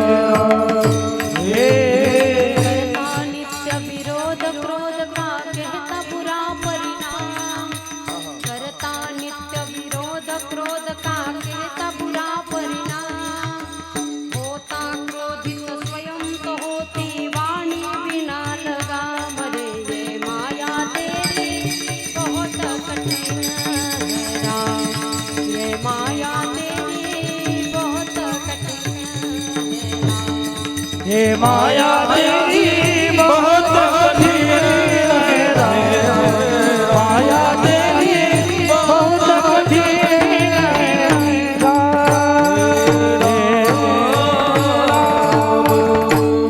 कठीण आहे ती भगवंताने निर्माण केलेली माया. बघा, आपण रोज कित्येक जण जाताना बघतोय, कित्येक जणांच्या 10व्या मौतींना आपण जातोय, कित्येक जणांच्या वर्ष श्राद्धांना आपण जातोय.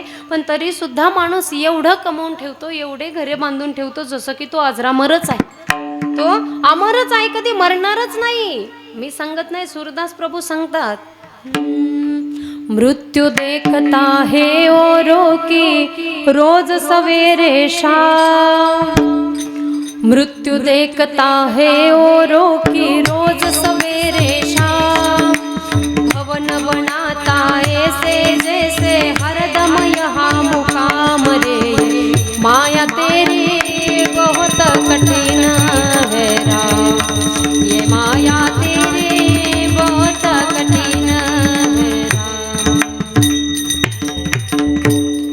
ही माया त्या भगवंताने निर्माण केलेली आहे, फार कठीण आहे. काही बरोबर येत नाही तरी सुद्धा सगळं कमवतो. जे बरोबर येतं तेच आपण करत नाही, जे बरोबर येतं तेच आपण करत नाही. म्हणून भगवंताचं भजन आपण केलं पाहिजे, भगवंताचं नामस्मरण आपण केलं पाहिजे. आपल्या जीवनातला एक क्षण एक काळ सुद्धा भगवंताच्या भजनाशिवाय गेला नाही पाहिजे. हरिभजनाविन काळ घालवू नको. म्हणून भगवंताच्या भजनाशिवाय आपला एक क्षण एक काळ सुद्धा गेला नाही पाहिजे. कारण हा देह कशासाठी दिलाय, कशासाठी दिलाय? देवे दिला देह, भजना गोमटा तोया झाला फाटा बाधिकेचा. हे इंद्रिय हातपाय कशासाठी दिले?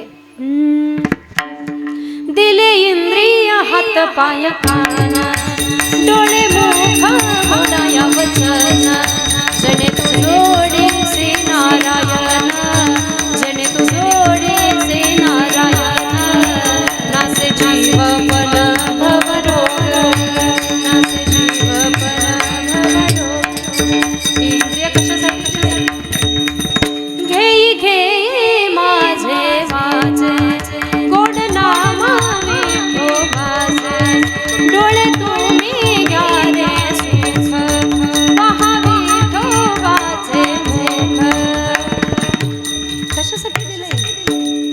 भगवंताच्या भजनासाठी दिलंय, पण नेमकं आपण भगवंताचं भजनच करत नाही, बाकी सगळं करतो. बरोबर ना? बरोबर की नाही? सगळं करतो, फक्त भगवंताचं भजन करत नाही. परंतु आपल्याला हा जो 3.5 हाताचा देह दिलाय ना, हा 3.5 हाताचा देह भगवंताच्या भजनासाठी दिलाय आपल्याला. म्हणून या देहाने भगवंताचंच भजन आपण केलं पाहिजे. आणि एकदा का त्या भगवंताच्या भजनाला आपण लागलो की तो भगवान परमात्मा कधी कोणत्या रूपात येऊन आपल्याला दर्शन देऊन जाईल कळणार सुद्धा नाही. म्हणून म्हणतात ना, पता नहीं किस रूप में आकर नारायण मिल जाएगा, पता नहीं किस रूप में आकर नारायण मिल जाएगा, निर्मल मन के दर्पण में वह राम के दर्शन पाएगा. म्हणून आपण कधी कधी म्हणतो ना, तो देवासारखाच धावून आला, तो देवासारखा धावून आला, तो देवच असतो, फक्त आपल्याला ते कळत नाही. म्हणून तो कोणत्या रूपात येईल, आपल्याला दर्शन देऊन जाईल, ते कळणार नाही. म्हणून भगवंताचं भजन केलं पाहिजे. भगवंताच्या भजनासाठी फार काही लागत नाही हो, फार काही कष्ट घ्यावे लागत नाही. का रात्रंदिवस पाणी भरावं लागतं, का रात्रंदिवस कष्ट घ्यावे लागतात, फार उन्हामध्ये घाम गाळावा लागतो, असं काही आहे का? भगवंताच्या भजनासाठी काही कष्ट करावे लागत नाही. एका जागेवर शांत निवांत बसायचं आणि आवडीने त्या विठोबाचं गीत गायचं. ठाईचं बैसोनी करा एक चित्तन, आवडी अनंत आळ बाबा. एका जागेवर शांत निवांत बसायचं आणि त्या भगवंताचं, त्या विठोबाचं गीत गायचं. असं सेना महाराज सांगतात अभंगाच्या 3ऱ्या. बैसोनी निवांत करावे चित्त, बैसोनी निवांत करावे चित्त,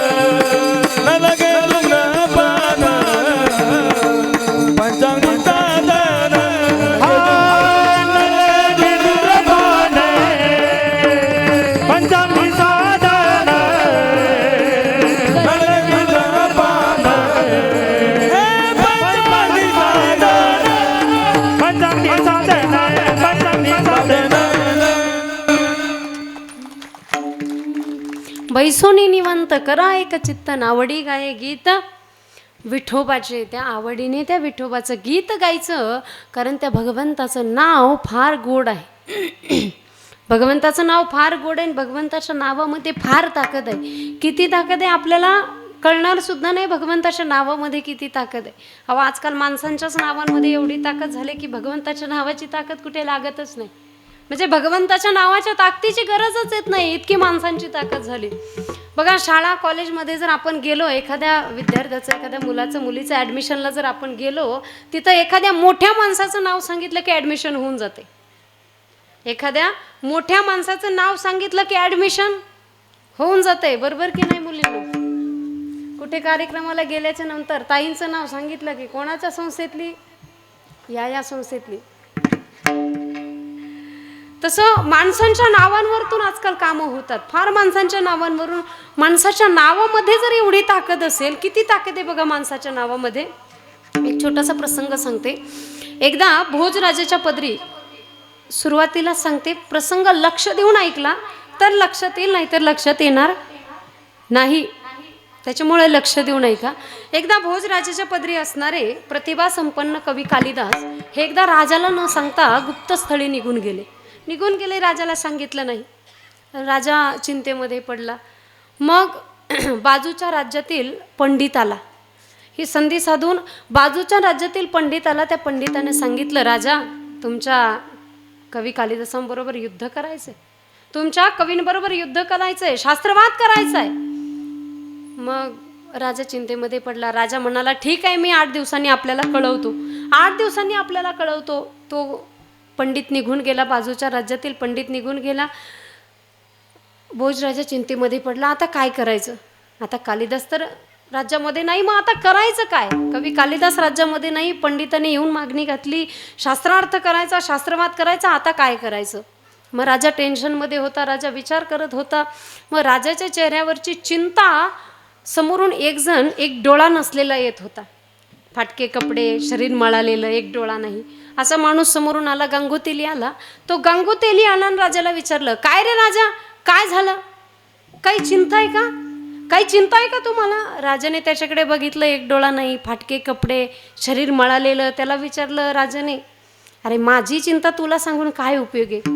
माझी चिंता तुला सांगून काय उपयोग आहे? तू काय करणार आहे? अरे मला सांगून तर बघ, माझ्या पद्धतीने काही सल्ला देता आला तर तो सल्ला मी देईल. मग राजाने सांगितलं, कवी कालिदास राज्यामध्ये नाही.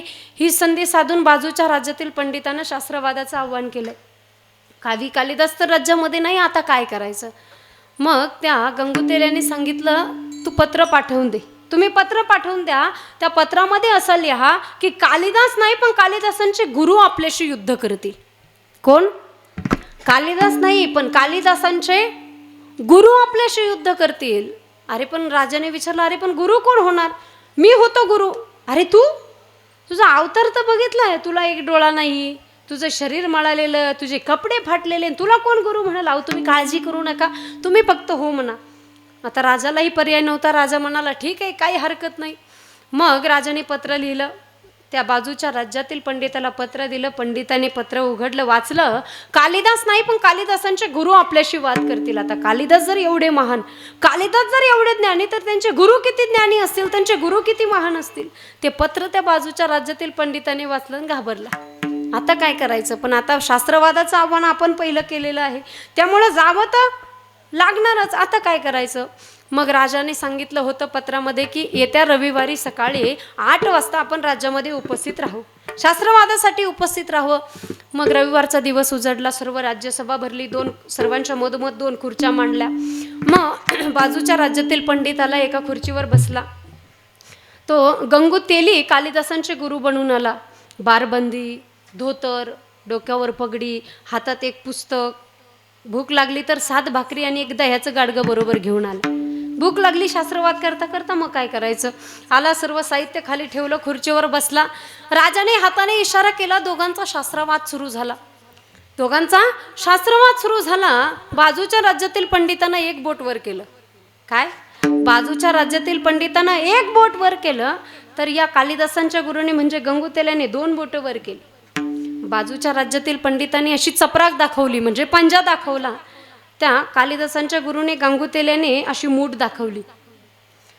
मग बाजूच्या राज्यातील पंडितांना अशी 7 बोट वर केली. काय? 7 बोट वर केले. त्या गांगुतेल्याने म्हणजे कालिदासांच्या गुरुने 7 बोट वर करून मध्ये आडवी रेष ओढली. त्याच्यानंतर बाजूच्या राज्यातील पंडितांना विचारलं, कुठे आहे? काय? कुठे आहे? खुणून विचारलं, कुठे आहे? तर त्या कालिदासांच्या गुरुने म्हणजे गांगुतेल्याने ते दह्याचं गाडगं घेतलं, समोर ठेवलं. वाद संपला. तो बाजूच्या राज्यातील पंडित म्हणाला, राजा मी हरलो. पंडित म्हणाला, राजा मी हरलो, तुमच्या कालिदासांचे गुरु जिंकले. राजाने विचार केला, हा येडा गंगुतेली, हा कस काय जिंकला? एवढा पंडित कस काय हरला?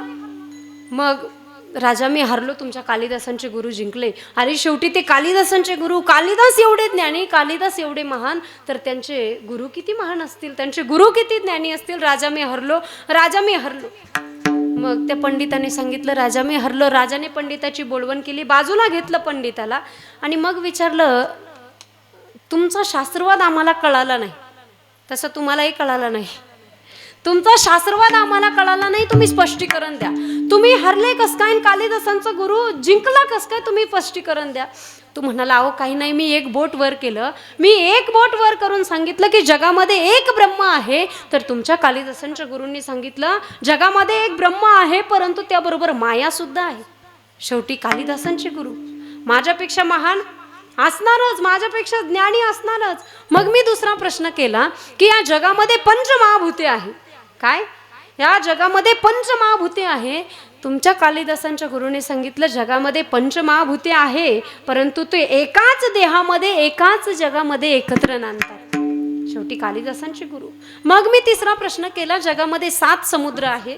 त्यांनी मला सांगितलं जगामध्ये 7 समुद्र आहे, पण मध्ये मेरू पर्वत सुद्धा आहे, मध्ये मेरू पर्वत सुद्धा आहे. मग त्यांनी मला विचारलं, मग मी त्यांना विचारलं तो मेरू पर्वत कुठे आहे? तर दधी समुद्राजवळ आहे हे सांगण्यासाठी मी दह्याचं गाडगं त्यांच्या समोर ठेवलं. तुमच्या कालिदासांचे गुरु जिंकले आणि मी हरलो. राजा मी हरलो, तुमच्या कालिदासांचे गुरु जिंकले. राजाला सुद्धा आश्चर्य वाटलं, असं कसं काय झालं? पंडित निघून गेला. मग राजा या कालिदासांच्या गुरु के म्हणजे गांगुतेल्याकडे आला. गांगुतेल्याला विचारलं का रे तू एवढे शास्त्र कधी शिकला, तू एवढा अभ्यास कधी केला, तू तर दिवसभर इकडं फिर तिकडं फिर करत असून तू एवढे शास्त्र कधी शिकला, तू एवढा अभ्यास कधी केला? तर म्हणला अहो कशाचे शास्त्र बिस्त्र काही नाही, अभ्यास बिभ्यास काही नाही. अरे मग सगळे प्रश्न तू बरोबर कस काय उत्तर दिले? वाद तू कस काय जिंकला, शास्त्रवाद तू कस काय जिंकला? अहो जिंकलं बिंकलं काही नाही, शास्त्र बिस्त्र काही नाही.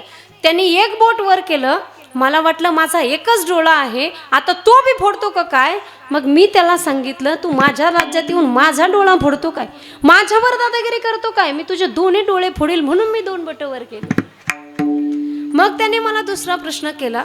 त्याने माझ्यावरती अशी चपराक दाखवली, पंजा दाखवली, तुझ्या एक कानाखाली देईल. त्याला सांगितलं माझ्या राज्यात येऊन माझ्या कानाखाली देशील तुला एका बुक्कीत गार करील, म्हणून मी मूठ केली. मग त्याने लिंक लावली बहुतेक हा 7 भाकरी खात असावा, बहुतेक हा 7 भाकरी खात असावा. मग मी त्याला सांगितलं मी 7च भाकरी खातो, पण सकाळी 3:30 आणि संध्याकाळी 3:30.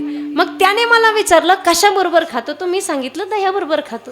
कशाचा वादन, कशाचे शास्त्र बिस्त्र काही नाही. मग त्यावेळेस गांगुतेल्याने सांगितलं राजा माणसापेक्षा माणसाच्या नावामध्ये ताकद असते. कालिदास नाही पण कालिदासांचे गुरु या नावामध्ये फार ताकद आहे. मग ही जशी कालिदासांच्या गुरु या नावातली ताकद आहे, जर माणसाच्या नावात एवढी ताकद असेल तर त्या भगवंताच्या नावात किती ताकद असेल? आणि या संपूर्ण जगामध्ये त्या भगवंताचं नाव, ते भगवंताचं नामस्मरण सर्व साधनांमध्ये सर्वात सोपं आहे असं सेना महाराज शपथ घेऊन सांगतात अभंगाच्या शेवटच्या चरणात. सकळा होणे सोपे हेची पै साधन, सकळा होणे सोपे हेची पै साधन, सकळा होणे सोपे हेची पै साधन, सकळा होणे सोपे हेची पै साधन. सेना म्हणे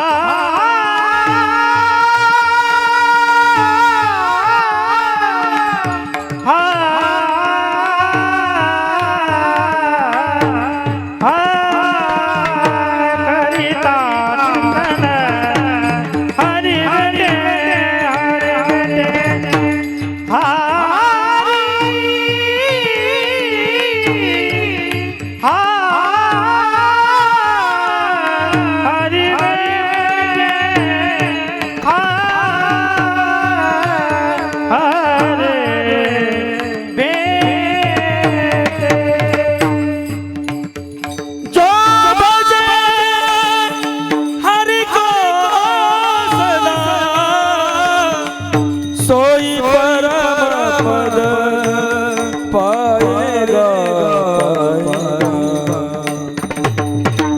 करिता चिंतन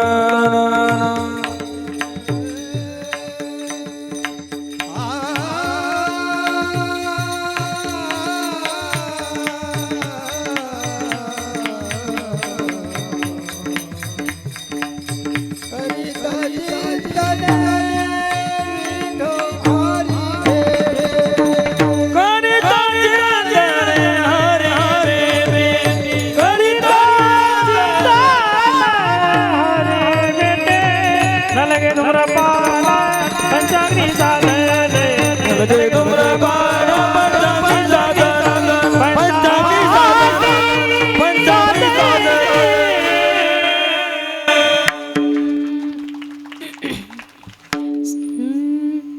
सकळाहुनी सोपे हेची पैसाधन असे न म्हणे आण विठोबाची न लगे धूम्रपान पंचाग्नी साधन करिता चिंतन हरी भेटे. म्हणून त्या भगवंताचं भजन करण्यासाठी सर्वांनी एकदा हात वरती घ्यायचे. ज्यांना ज्यांना हात आहे त्यांनी वरती घ्या. घेतले सर्वांनी वरती. सर्वांनी मोठ्या प्रेमाने भगवंताचं भजन या ठिकाणी करायचंय. विठोबा हरी विठोबा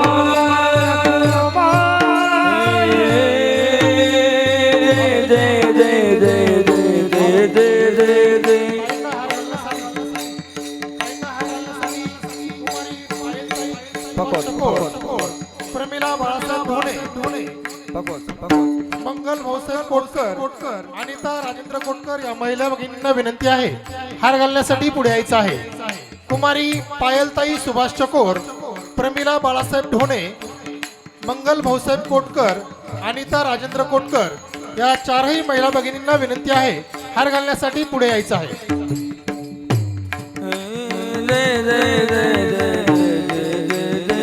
विठोबा रखुमाई विठोबा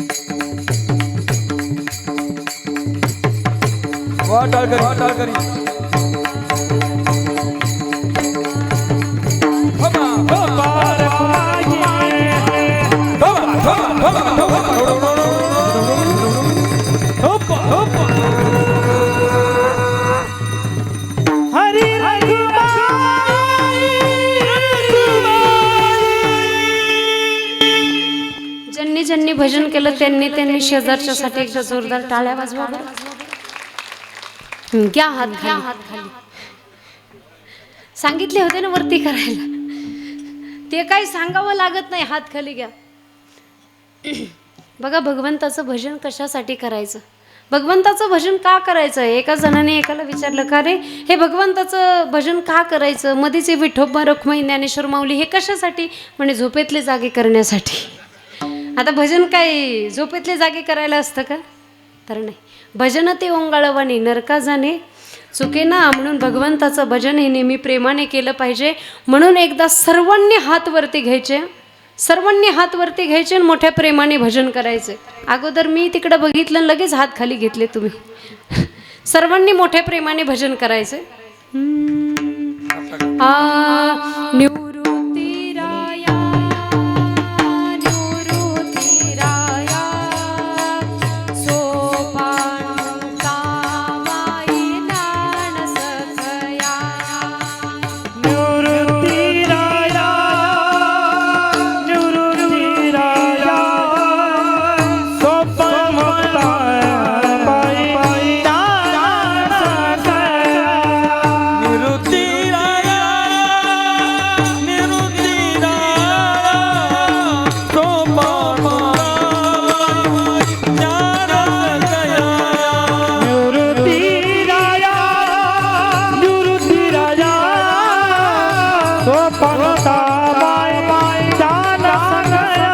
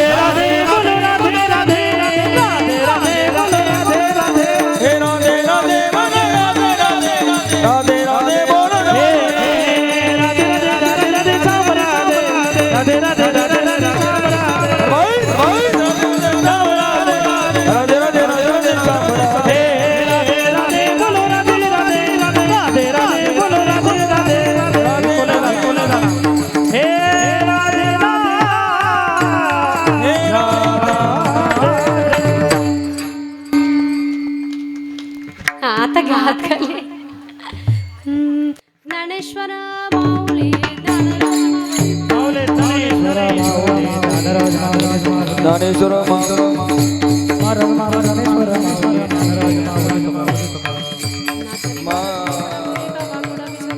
ते चोच करुणी माऊली रिजे जेवी झालेली सेवा साधू संतांच्या चरणी अर्पण करते, पांडुरंगरायाच्या चरणी अर्पण करते, निवृत्तीनाथांच्या चरणी, त्र्यंबकराजाच्या चरणी अर्पण करते.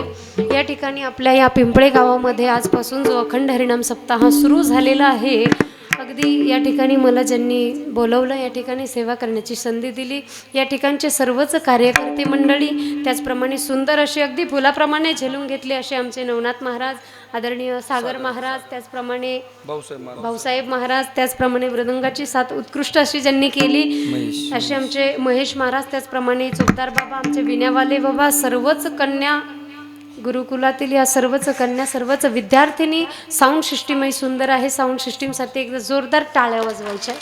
त्याचप्रमाणे ज्यांची सकाळची संत पंगत, सायंकाळची संत पंगत ज्यांची होती त्यांचेही या ठिकाणी आभार मानते, ज्यांचं सेवादान आहे त्यांचेही आभार मानते. आणि या ठिकाणी सेवेला पूर्णविराम. विठ्ठल जय जय जय जय जय जय हा विठ्ठल जय जय विठ्ठल.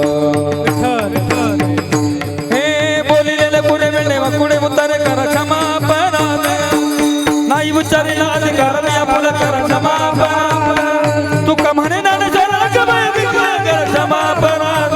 ज्ञानदेव तुकाराम ज्ञानदेव तुकाराम तुकाराम श्री ज्ञानदेव तुकाराम मंडळात भगवान की तुकाराम महाराज. हॅलो, आभार मानण्यासाठी नामदेव माधव कोटकर यांनी पुढे यायचंय. नामदेव माधव कोटकर यांनी आभार मानण्यासाठी पुढे यायचंय.